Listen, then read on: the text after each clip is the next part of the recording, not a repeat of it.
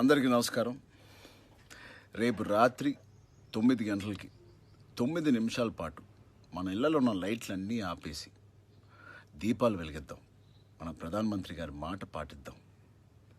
Corona లేని భారత్ని డెఫినెట్గా సాధిద్దాం. Thank you.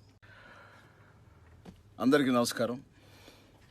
రేపు రాత్రి 9 గంటలకి 9 నిమిషాల పాటు మన ఇళ్లలో ఉన్న లైట్లన్నీ ఆపేసి దీపాలు వెలిగిద్దాం. మన ప్రధానమంత్రి గారి మాట పాటిద్దాం. కరోనా లేని భారత్ని డెఫినెట్గా సాధిద్దాం.